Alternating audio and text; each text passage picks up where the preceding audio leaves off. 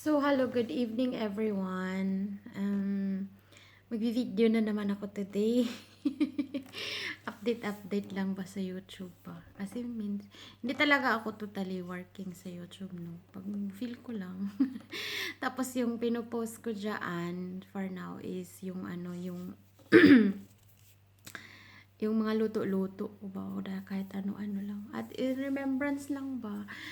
So, yung isi-share ko pala sa inyo today, guys, is ito yung times na nagkaanak ako dito sa Germany, kung ano yung service ng hospital, ano yung naranasan ko, ano yung na for me is na surprise, kung ano yung like si Deutsche is operasyon, parang nasabi ko talaga sa sarili ko, uy, grabe naman yung parang hindi ko deserve na maging ganito. Parang ganun. Kasi, so, ang first pala, nung nalaman ko na buntis ako dito sa first baby namin, ako that time, na-delayed ako, tapos nagpa-check up ako dun sa, nagpa-check up ako sa aking Frauenarzt or OB-GYN. Ang na pala ako, 5 weeks pregnant. So, hindi naman talaga ako na-surprise na magpa-pregnant kasi, na-pregnant ako that time kasi, syempre, may asawa ka. Tapos, wish talaga namin na magka-baby. Hindi ko alam kung kaya ko bang maging nanay na malayo sa aking mama, malayo sa aking pamilya, kami lang dito ng aking asawa. Pero sa awa ng Diyos kinaya naman. So at that time is 5 weeks pregnant na po ako. At nagtrabaho din ako that time. After 2 weeks ng check-up, after ng yung mga papel ko, nakatanggap ako. Yes, nakatanggap ako ng sulat galing sa company kung saan ako nagtrabaho, na ang tinatawag is Arbeitsverbot. So, hindi ako pwedeng magtrabaho dahil sa sitwasyon ko na first trimester, tapos hindi ako pwedeng babalik sa trabaho. Pero, meron silang nakalagay doon sa sulat na hindi ako pwedeng magtrabaho, pero makatanggap ako ng kung magkano yung sahod ko buwan-buwan, matatanggap ko siya hanggang manganak ako. Grabe, no, surprise ako. Paano to nangyari dito sa Germany? Ganun pala. Yes, guys, nakatanggap talaga ako ng sahod hanggang nanganak ako. Kaya sabi ko, pwede pala yun kahit hindi ako nagtrabaho. Tapos hindi na, kasi nga yun yung ng company na hindi na ako pwedeng magtrabaho. Kaya at that time na ako na nasa bahay lang ako, tapos mahirap yung pagbubuntis ko, marami akong cravings. Pero dito sa banda namin marami namang mga ASEAN store, kaya nakakabili ako ng gusto ko, kinakain ko yung gusto ko. At nung naging 6 months na yung nung naging 6 months na yung tiyan ko ng baby ko, nakatanggap ulit ako ng sulat ulit ako ng sulat na makatanggap ako ng pera na tinatawag nila na Elterngeld. So, kailangan ko ng mag-apply, kailangan ko nang mag-prepare ng mga papers. Kaya ayun, nakatanggap ako nung nanganak na ako. Tapos ayun, ang nagiging maalaga sila dito, guys. Sa experience ko, maalaga yung Frauenarzt ko or OB-GYN. Sa first 5 months, nag-check up ako one time, o prenatal, one time per month. Tapos, after 5 months, mga siguro pag every week, kasi yung nakaano sa kanya, ang kwintada nila dito is per week. So, nung after ng mga siguro magsi 6 months, twice a month, tapos meron EKG or the ECG, yung 30 minutes na ECG, chine-check yung heart ni baby, kung okay ba. Tapos, ayun, chine-check nila talaga kung every yung movement ni baby, kung healthy ba yung baby, kung healthy ba yung nanay, kaya ba ng nanay, yung supply ng dugo ng nanay, yung ganun. Tapos meron silang vitamins na binibigay. Mga 7 months, ang advice sa akin ng aking kakilala na ang tinatawag nila dito is hebama. Nagpunta kami ng hebame kasi first baby ko, wala akong alam. Tapos, nabasa ko lang yun online na pwede kami mag-apply ng hebame. Kaya naka-apply kami ng hebame, mga 7 months, may contact na kami. Sabi niya, kailangan ko nang mag-register sa hospital kung saan ako gustong manganak. Kaya, ayun, nag-register ako doon, tapos pinakita ko yung papers ko, yung mga record ko, para in case na manganganak na ako, hindi na ako mag-register pa. Diretso na lang, wala nang problema, wala nang stress. Kaya, ayun guys, nag-register ako siguro mga 6 or 7 months yata yung tiyan ko. Nag-register ako doon sa hospital kung saan ako manganak. Ang pinili ko na hospital is yung malapit lang dito sa amin kung saan kami nakatira, no? Kaya in case of emergency, malapit lang siya. Tapos, meron silang binibigay na vitamins, every day mo siya i-take. Tapos sa awa ng Diyos, healthy naman yung pagbubuntis ko hanggang nanganak ako. So, ito yung nung nagpunta ako sa hospital, nag-register ako, binibigyan nila ako ng requirements kung ano ang dapat kong dalhin. Kasi, hindi kasi ako naka-experience manganak sa Philippines, no? So, pero yung service dito, namangha talaga ako guys, as in dito sa Germany, hindi ko makalain na ganun pala yung service nila. Ang hiningi lang sa akin is yung prenatal or yung record ba, or kung sa prenatal check-up na mga record, tapos yung vaccine card mo, tsaka yung Fishikerong, ang tinatawag na insurance card, kailangan mo yung dalhin. Tapos, yung mga dinadala ko sa hospital bag ko is, yung pinaka first talaga is yung body mantle ba? Yung body mantle is yung parang tuk yan siya kung maliligo ka. Kasi pag nag-ano ka na doon, kung nag-start na yung contraction mo, so mas maganda siya kasi pag check up easy lang. Kung sa baby naman, depende sa season kung ano ka manganak. Nanganak ako is winter. So ang dinala ko lang ni baby is isang jacket na overall at saka yung strampler. Dito pala sa banda namin guys, hindi ko alam kung siguro, I think whole Germany to na merong ng diaper sa hospital, meron ng clothes yung baby, merong napkin, merong panty, at libre po iyon. Pero hindi mo yun dadalhin. Yung iba siguro dinadala, pero ako hindi ko siya dinadala. Kasi makakabili ka naman ng napkin, makabili ka naman ng panty na, yung itapon mo lang after, parang disposable panty, ganun. Pero maganda yung true talaga na panty na gamitin. Pero depende kasi yan sa inyo kung saan kayo comfortable. Tapos nung nanganak ako, it's first baby ko is normal.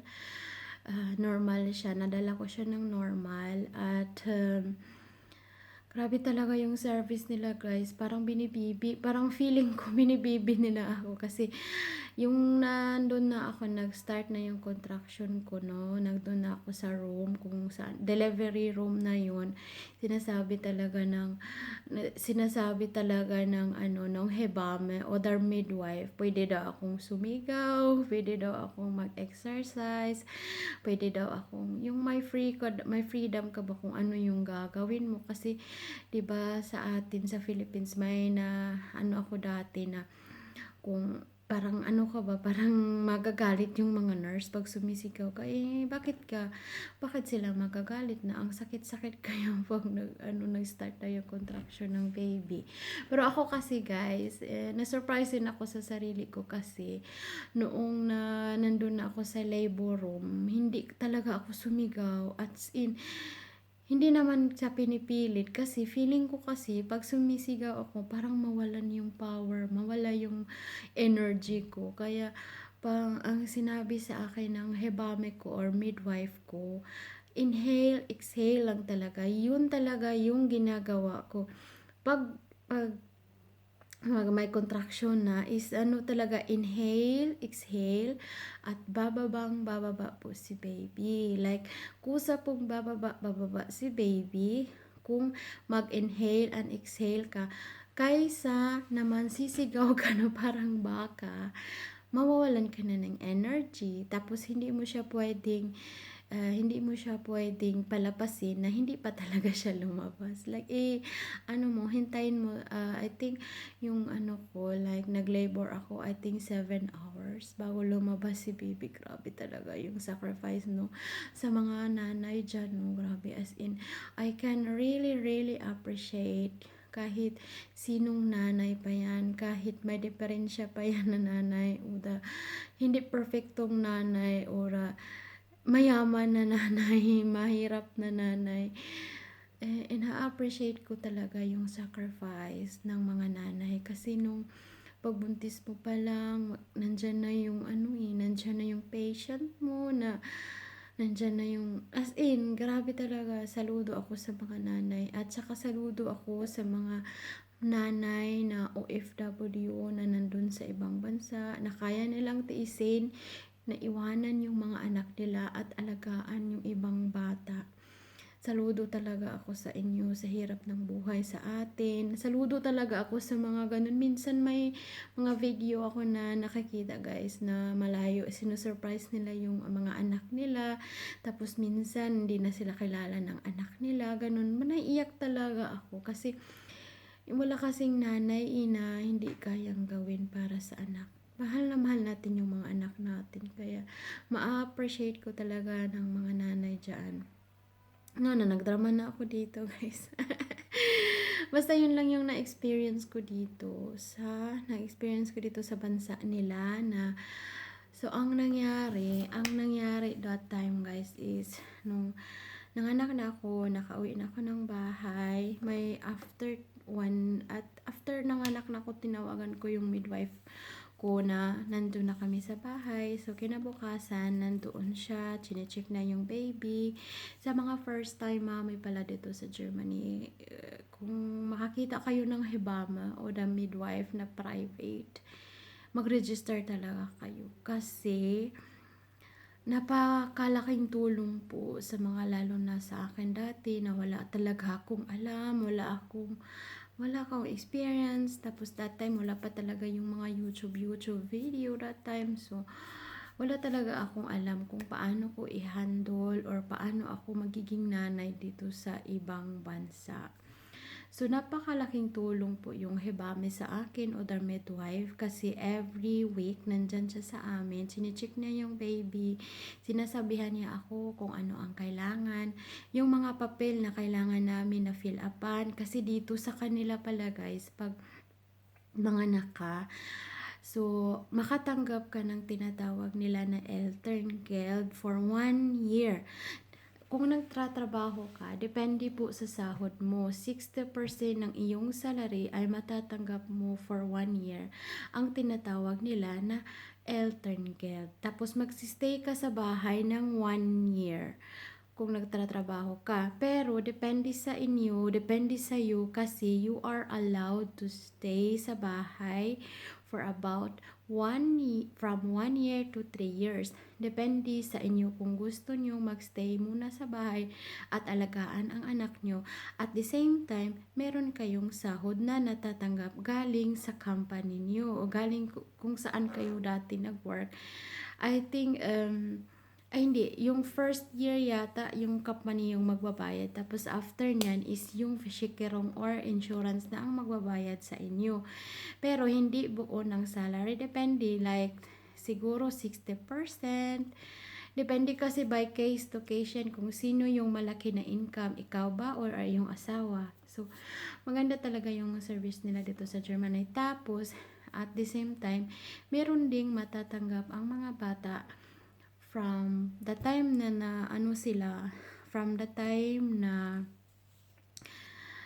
pinanganak sila hanggang mag 18 years old sila, meron silang matatanggap na tinatawag na child support or kindergeld na nagkakahalaga ng about 250 na yata ngayon. Hindi na ako sure kung magkano ngayon. Basta mga 250 yata. Kung sa peso natin, siguro nasa mga 14,000 every month. Tapos, yun ang gagamitin mo. Para yun lang yan sa baby mo. Para lang yan sa bata. Like, kailangan mo talaga ng kindergarten or stroller. Pag baby pa siya, kailangan mo ng bagong bed. So, parang tulong siya, allowance. Tapos, kailangan ng mga bagong clothes. Kailangan ng bagong sapatos. Mga laruan ni baby. So, malaking tulong na din yun sa inyong mag-asawa na ah, siya low kasi siya dito yan yung batas nila dito sa bansa nila. Tapos, ayun, I choose to stay home mom kasi gusto ko na alagaan ko muna yung mga anak ko. Later na yung career ko. Depende naman, case to case din kasi yan kasi meron din sino-choose nila yung career nila over a family. Pero depende kasi yan. Ang importante is you are happy and you are contented. So, I think mahaba-haba na tong video na to, guys.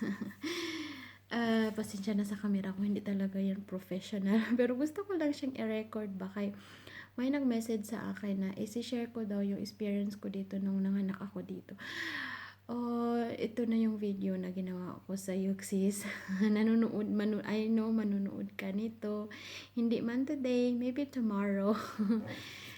Sige guys, I try my best na makapag content na pa ako dito. Masishare ko sa inyo yung mga na-experience ko dito. Parang diary ko na lang din tong YouTube na to. Hindi naman talaga ako kumikita dito. Pang ano lang to ba?